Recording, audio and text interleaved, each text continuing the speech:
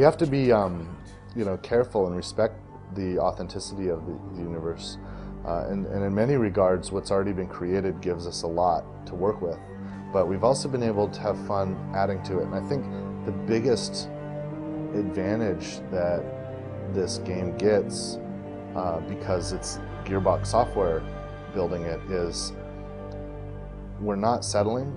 Like a lot of games based on licenses, they become kind of work for hire projects, just milking a franchise. When Gearbox works in other people's space, it's because we love that space and we want to. When you think about a video game manifestation of the Aliens franchise, of course, you imagine, the big action scenes in Aliens, but you also think about the suspense and tension and these kind of thrilling moments that you get in the first film, Alien, or even in Alien 3.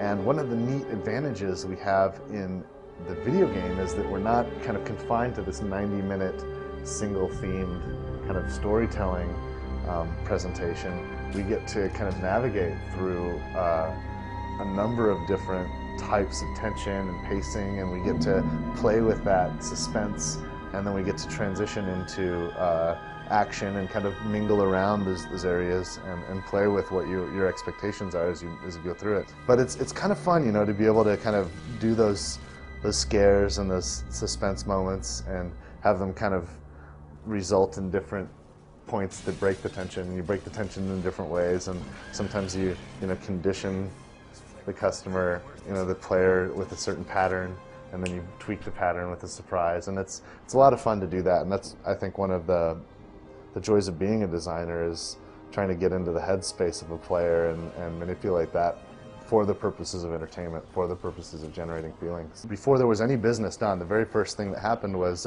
Brian Martell, who's one of the owners of Gearbox, one of my partners, who's the director of Aliens Colonial Marines, in 2006, I think, he sat down with Ridley Scott. And Ridley got out his original storyboards from Alien, blew the dust off of them. And a lot of people don't know this, but he's a talented artist. He draws his own storyboards.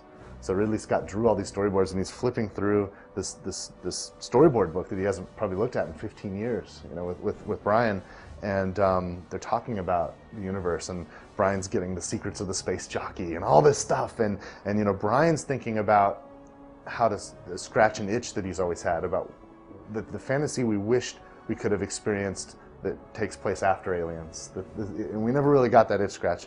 And Ridley, meanwhile, was, his headspace was all about the universe that he created and what kind of conditions for mankind and the way we started to explore the universe and the way politics and corporations kind of mingle to kind of lead to a universe like Aliens. And that's where Ridley's headspace was. And I came out of that, and not only did we get the kind of seed that sprouted this project, but I think that's also the moment that was the seed that sprouted what became Prometheus, which is Ridley's upcoming film in the universe that kind of uses the universe at a time period before the events in Alien. And what an awesome thing, right? Like, I will never forgive Brian to this day for the fact that I wasn't a part of that meeting.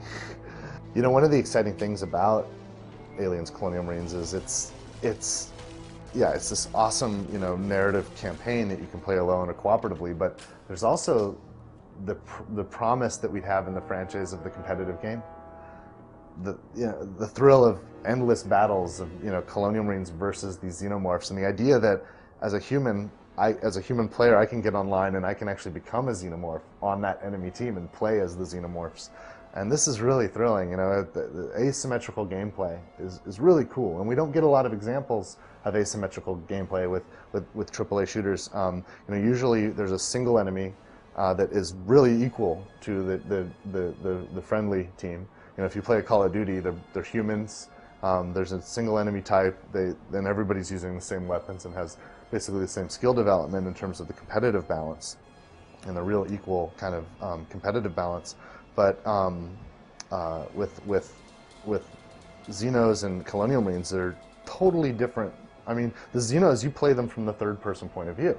It's not even an FPS game when you play the Xenos. It's the third-person game. And you climb on walls and ceilings, and you can see everything because you can sense, you know where all your allies are. You have perfect situational awareness. You can smell or see or sense the enemies so you can see everything, and it's a whole different ball of wax, you know. And I think the last really good asymmetrical game that I recall is Left 4 Dead, and certainly, you know, we have a lot of fun playing Left 4 Dead, and it's been awesome to kind of see how they push that forward, and we've been able to build off of that, and you know, certainly learn some lessons from what those guys did up there at Valve, and that's been really valuable too. But what's neat about it is when you have a competitive game, you know, we want engagement beyond just the fun of each round, you know, so there's a metagame to it. There is growth in your identity, growth, and you'll unlock, you know, new weapons, new modifications to weapons, new things for your character. There's a whole host of things that develop as you play the game that you can unlock through your accomplishments. And one of the decisions we made that's really neat is that you'll also have this meta growth in the campaign game, and it's interchangeable.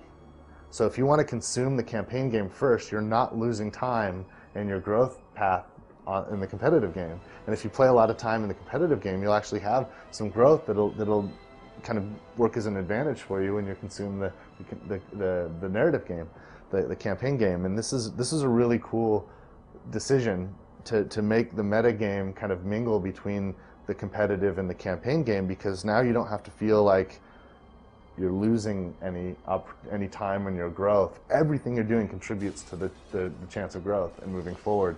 It's not Borderlands, it's not a huge role-playing game, but the metagame engagement is there, and we wanted it to be simple enough to be accessible to a whole range of gamer types that we think will be interested in Aliens, from even gamers that maybe don't play a lot of games but they love the franchise, and so they're going to come into it because, wow, here's finally I get to play Aliens, right? So we wanted to make it really accessible, but we wanted it deep enough so that engagement, it can become a hobby, and that engagement will drive us over time. So it's been a lot of fun to find that balance.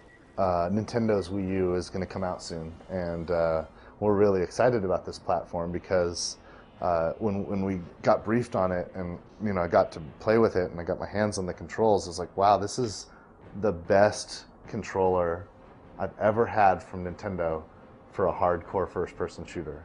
Like it's of all the control. I mean, forget about the Wii U or the Wii. Just go. It's the best like shooter controller I've ever played with from Nintendo. So we're really excited that the platform is coming, and we're really excited that we're able to bring our game to it.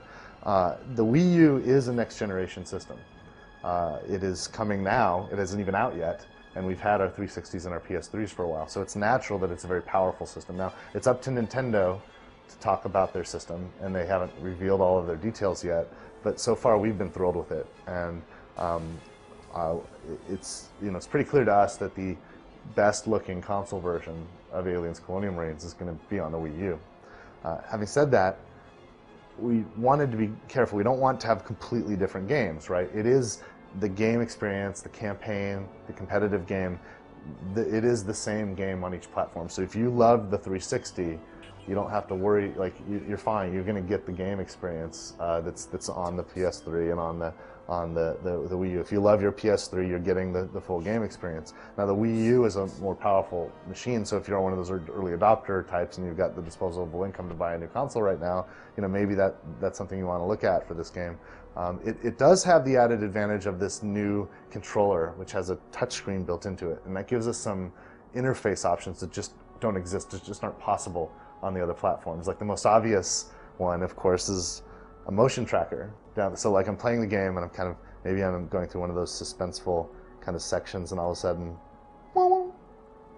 and I realize the sound is actually coming from the controller, and I look down and it's a motion tracker in my hand, and an actual motion tracker in the controller, and it's motion sensitive too. So like I can scan the room by like moving the controller. It's pretty cool, and that's just one of many kind of uses of this device. Now Nintendo hasn't revealed much about their online plans yet, and we certainly are dependent upon their platform. But to the extent that their platform offers the online functionality that you kind of expect, and that they'll discuss in due course, you want to feel confident that if I get the Wii U version of the game, I'm going to be able to get online and have that competitive game as well. And of course, that's got to be a part of it. Otherwise, it would feel unnatural for us to commit such an effort to this game on that platform. So it'll be really nice to get online, and I'll tell you, it's kind of cool too. When I'm playing competitive, sometimes I like to look at the score while I'm playing, but I hate having to cover the screen with an overlay. Well, guess what? I can look down at the Wii U screen and keep, if I want to keep the score there or whatever, I can keep it down there and just have a glance and not worry about overlays or sub-menus or things like that for that. So it's kind of neat. Aliens Colonial Marines is coming to the Xbox 360, the PlayStation 3, Windows PC, and the upcoming Nintendo Wii U platform. And we will be announcing a launch date very, very soon. It's imminent. So check out gearboxsoftware.com. Check out Sega's Aliens Colonial Marines website, and it won't be long before the release date is finally announced. We're right there, and I can taste it. What the hell is going on? You okay? Explosive decompression on the Sulaco.